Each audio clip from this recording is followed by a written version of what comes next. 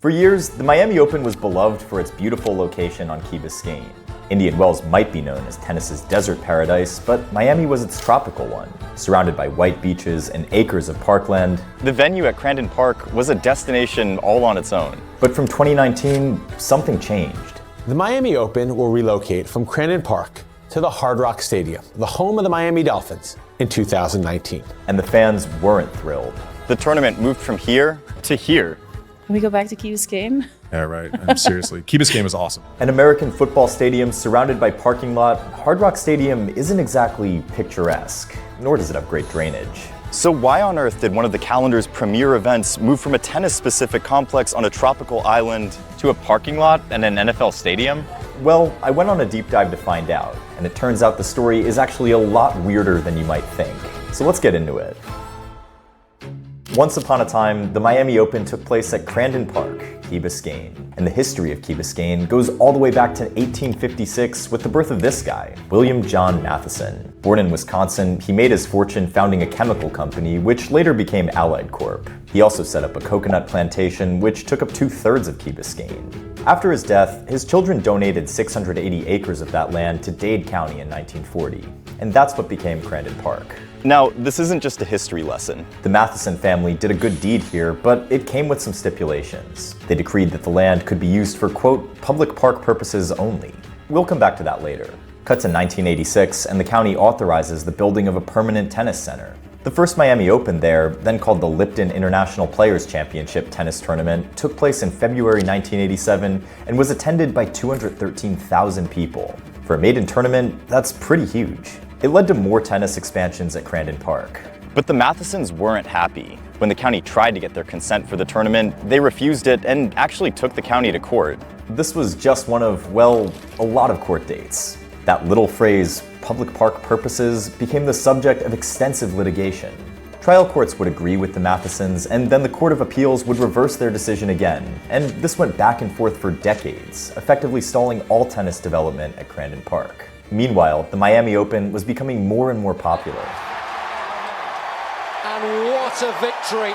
As half of the Sunshine Double, it's a huge stop on the tour, attracting the very best talent who expect the very best facilities to match. But the Matheson deed stands in the way.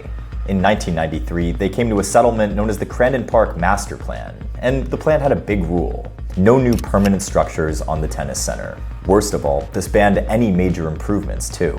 In 1993, that was all well and good. The facilities were just 7 years old.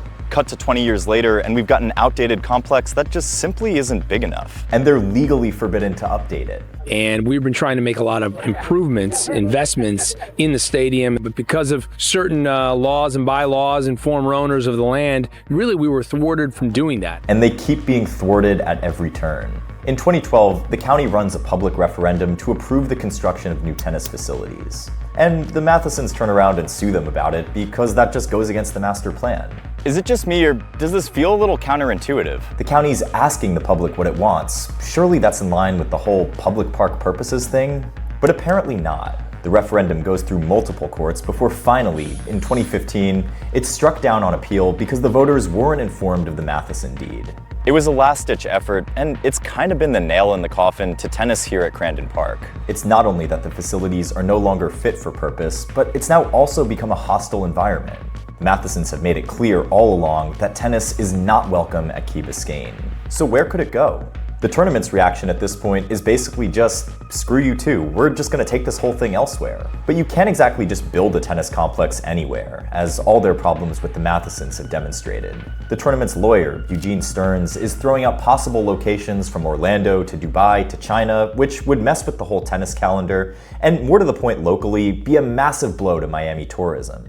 So long story short, the county isn't going to let it go without a fight. The tournament is trying to terminate its agreement with the county, which is due to end in 2023, 5 years early, and the county is well within its rights to impose a penalty for lost revenue. We're talking multiple millions.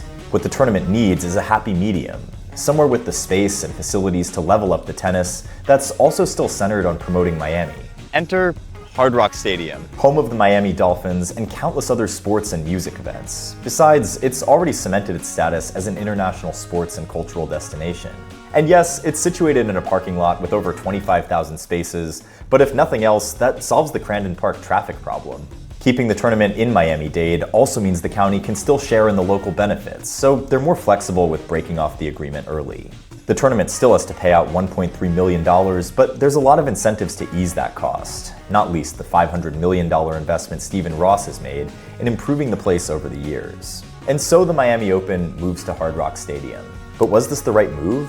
I mean, it's been good for attendance. From 2018 to 2019, the year of the move, attendance jumped 25%. In 2025, it attracted 405,000 people, a tournament record. And believe me, they've got plenty of space to park. Most people get very restricted when they become a tournament director. They have, financial concerns, they have space concerns. I have the opposite problem. Mine is going to be, what can we expand? What can we do? How can we make this better? How can we make all these improvements? Which is going to make me very popular in the locker room. A further $70 million is spent constructing 29 permanent match and practice courts next to the stadium. The biggest matches get the stadium itself, which involves an element of novelty too.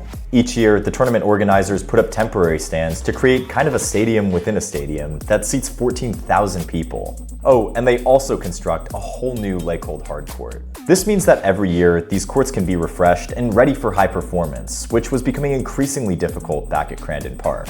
Aesthetically, there's not much they can do to match the tropical allure of Key Biscayne, but speaking from personal experience, the new focus on hospitality and amenities goes some way towards making up for it. Most importantly though, there's now enough space to run a whole bunch of matches at once. That's been key this year, after the first few days were a total washout with rain delays. But don't just take my word for it that this move has actually been a good thing. Just last summer, the owner of the Miami Dolphins, Stephen Ross, closed on a 45% stake in the tournament. This is a massive investment in the Miami Open's success, and now with the tournament in the same portfolio as the stadium itself, they're going to have a lot of freedom to customize it to best suit our sport. That means that even though it's a shared space, the tennis also gets its time to shine. Tennis fans love to complain. I would know, I sure do a lot of it myself. And sure, there's a certain nostalgia to the old venue at Crandon Park. Remember when they sent a bunch of players to the Miami Seaquarium for some reason?